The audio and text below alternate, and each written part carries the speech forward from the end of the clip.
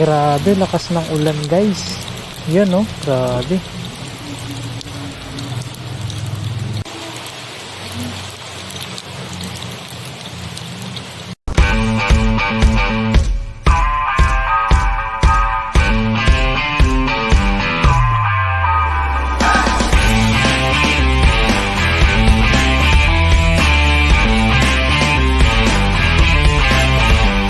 Nakaka-proud din minsan no, kapag meron kang nabiling gamit. Tapos pinaghirapan mo, di ba? Kahit na anong gamit pa man yan, basta pinaghirapan mo tapos nakuha mo. Nakaka-proud no? Kagaya na lang nitong aking camera. Kahit ganito lang to, pero nakaka-proud din na kahit papaano nakabili din ako ng ganito. Lalo na dito sa ating motor, dito sa ating XRM125.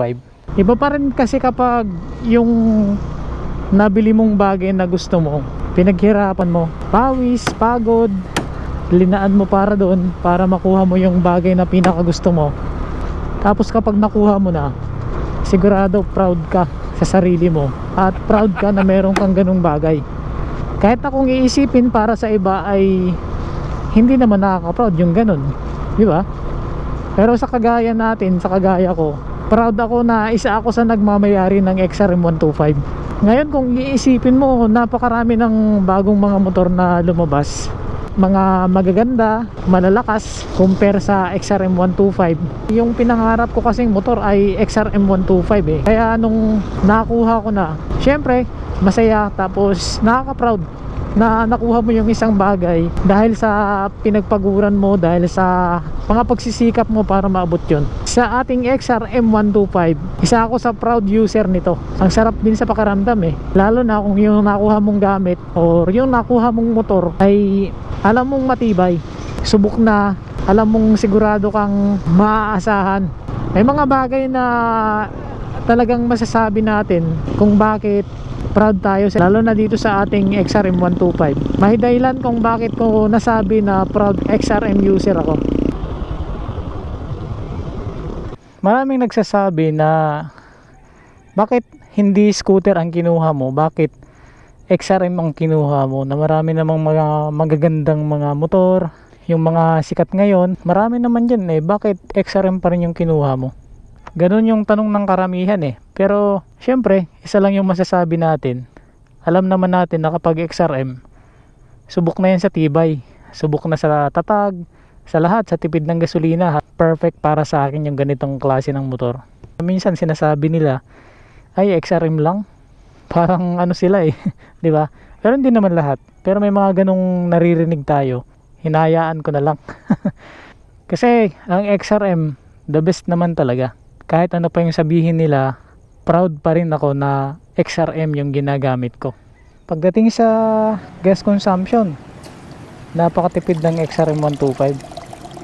Kung i-compare natin siya sa ibang mga motor, yung example, yung 200 pesos natin dito, minsan inaabot na ng isang linggo, di ba? Pero kung doon sa ibang motor, kagaya ng mga 150cc or yung iba pang motor, medyo malaki yung diferensya niya eh, di ba? Ayon nga sa iba eh, yung kanilang 200 pesos daw eh, ilang araw lang yan eh. Hindi yan aabutin ng isang linggo. Pero dito sa atin, yung kagaya ng binabanggit natin, yung 200 pesos dito para sa ating XRM125, inaabot na halos ng isang linggo eh. Depende naman siguro sa pinupuntahan natin. At saka matibay talaga ang XRM125. May mga nakikita pa tayong mga XRM na matagal na nilang ginagamit. Ang iba, yung mga 110cc pa, hanggang ngayon, nakikita natin, andyan pa eh, di ba? Change oil lang katapat para tumagal. Kahit na baha, kahit na lubak, kahit may mga karga pa nga yung iba, kayang-kaya.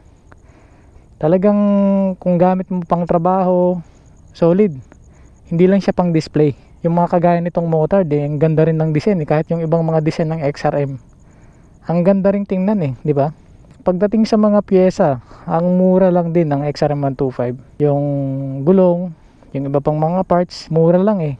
Tapos pag medyo nagka-diferensya yung makina mo, madali lang hanapan ng mekanikong mag-aayos. Kasi ang dali lang niyang ayusin.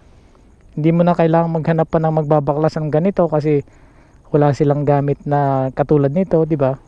Pero yung XRM daming pwede mong mapuntahang mekaniko na talagang alam kung paano aayusin. Tapos syempre, yung XRM 125 pang all around pwede mo pang service, pwede pang deliver, pwede mo ring pang forma lang, di ba? Kahit ano pwede mong gamitin sa kanya. Yung iba nga kinakargahan ng yung sa mga delivery, di ba? At yung iba doon sa mga parting mabundok, kinakargahan nila ng mga bigas o kung ano pa mang maikakarga, at kayang-kaya naman ng XRM. Kaya kung naka XRM 125 ka rin, huwag kang mahiya, maging proud ka. Kasi itong XRM 125, solid, the best to. Hindi ka nito ipapahiya. Kahit na 125cc lang, solid sa kahit anong daan. Solid sa tipid ng gas. The best, ang XRM 125. Medyo napalakas ng konti yung ulan dito sa amin, oh. Baha na agad.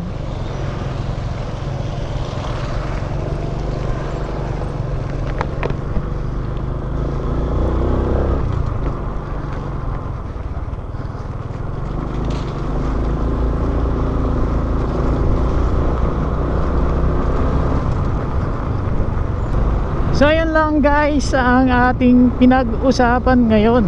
Simple lang, no? Maging proud ka kung ikaw ay isang user din ng XRM 125. Kasi ikaw mismo makapagsasabi na ang XRM 125 ay napaka solid. Kaya kung nagbabala kang kumuha ng motor, pag-isipan mo rin ang XRM 125.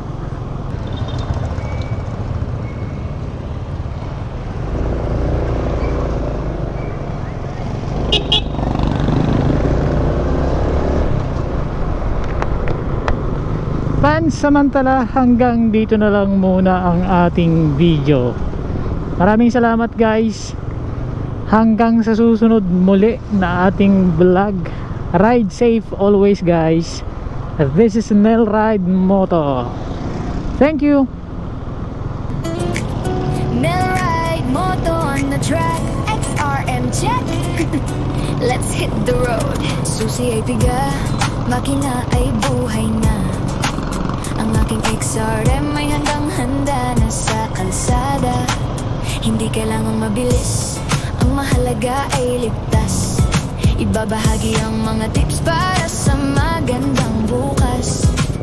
Mula sa pag-alaga ng kadena hanggang sa gulong mo.